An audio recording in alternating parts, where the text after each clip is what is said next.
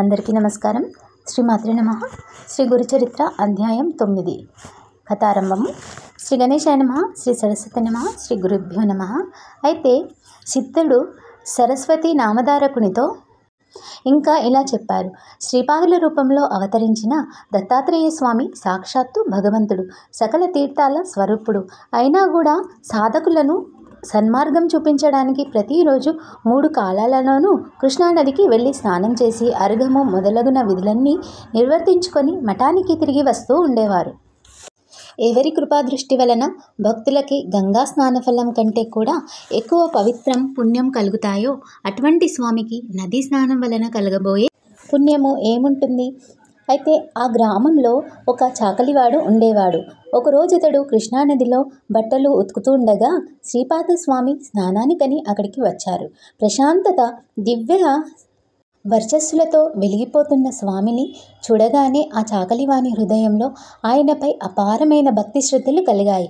వారి రూపాన్ని చూస్తుంటేనే అతని మనస్సుకెంతో శాంతి, చెప్పలేనంత ఆనందము కలుగుతున్నాయి. నాటి నుండి అతడు స్వామి నదీ స్నానానికి వచ్చేటప్పుడల్లా దారిలో ఆయనకు సాష్టాంగ నమస్కారం చేసుకుంటూ ఉండేవాడు.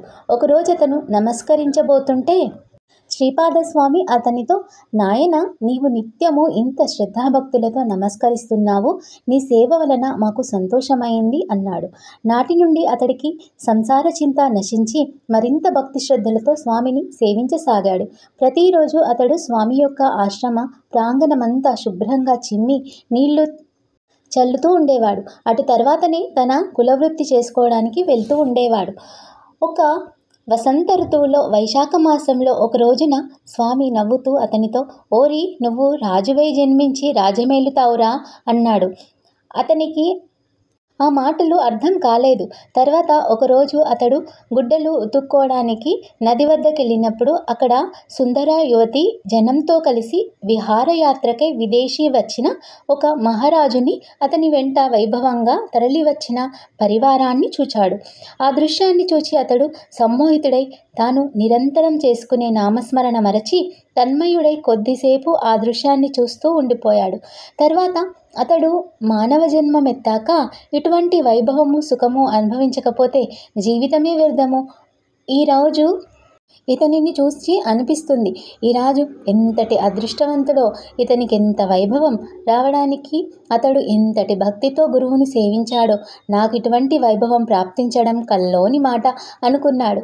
ఇంతలో మధ్యాహ్నం అయ్యింది. శ్రీపాదస్వామి స్నానం చేయడానికి నదికి వచ్చాడు. అతడు స్వామికి నమస్కరించి, స్వామి, ఆ యువరాజు యొక్క వైభవం చూస్తుంటే ఆశ్చర్యము మరియు సంతోషము కలుగుతున్నాయి అని, మళ్ళీ అజ్ఞానం వలన నేను ఇలా భ్రమించానే కానీ నిజానికి మీ స్థితియే నిజమైన సౌఖ్యం ఇవ్వగలదని ఇప్పుడు తోస్తున్నది అన్నాడు. శ్రీపాదస్వామి, దానికేమున్నది, నీవు పుట్టినది మొదలు కష్టం చేసుకునే జీవిస్తున్నావు. అందువలన అతనిని చూడగానే నీకు రాజ్యభోగాలపై ప్రీతి కలగడంలో ఆశ్చర్యమేమీ లేదు.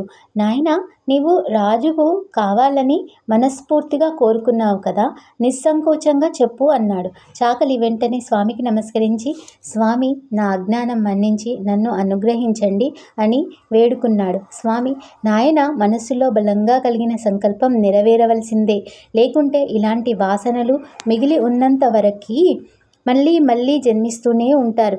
నీకు ఆ రాజ్యసుఖాలు ఈ జన్మలో కావాలా లేక మరు జన్మలో కావాలా, సంకోచించకుండా చెప్పు అన్నాడు.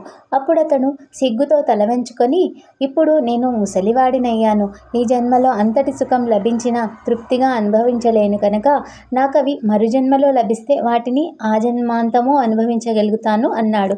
అప్పుడు స్వామి, నాయన, ఇలాంటి కోరికలు తమోగుణం వలన కలుగుతాయి.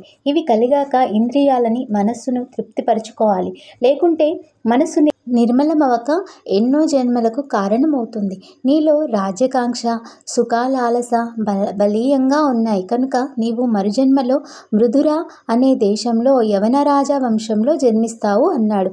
అది విని రజకుడు, స్వామి, మీరిచ్చిన వరం నాకు ఇష్టమైనదే, కానీ వచ్చే జన్మలో నాకు రాజ్యం లభించినా నన్ను మీకు దూరం చేయవద్దు.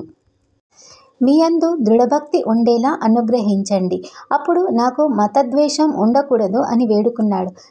అప్పుడు శ్రీపాదస్వామి, ఇప్పుడు నీ వెట్టి వైభవం చూచావో అట్టిదే మరుజన్మలో పొందుతావు. అప్పుడు అవతరించవలసిన అవసరం వస్తుంది. అప్పుడు మేము నృసింహ సరస్వతి అనే సన్యాసి రూపంలో ఉంటాము.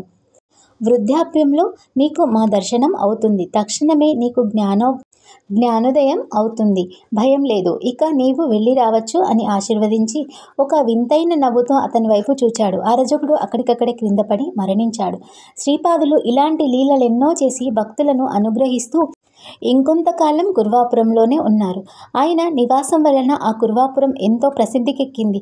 ఒకప్పుడు ఆయన, నేనింతకు ముందు అంబికకు జీవితమంతయు శివపూజ చేస్తే మరుజన్మలో నా వంటి పుత్రుడు కలుగుతాడని ఆశీర్వదించాను. నాతో సమానుడు మరొకడు లేడు గనుక నేనే ఆమె గర్భావసానాన అవతరించి నా మాట నిలబెట్టుకోవాలి అని తలిచారు.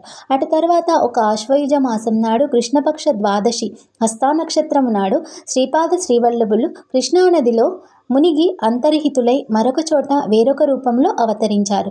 అయినప్పటికీ సూక్ష్మ రూపంలో ఇక్కడే ఉన్నారని తెలిపే సంఘటనలు ఎన్నో ఉన్నాయి. భక్తి శ్రద్ధలతో కుర్వాపురం దర్శించే వారికి ఆ స్వామి ప్రత్యక్షుడే.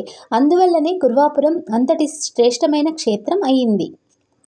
శ్రీ దత్తాయ గురువే నమః. శ్రీ శ్రీపాద శ్రీవల్లభాయ నమః. శ్రీ నృసింహ సరస్వతే నమః. 9వ అధ్యాయము సమాప్తము. శ్రీ గురుదత్త. జై గురుదత్త. శ్రీ మాత్రే నమః.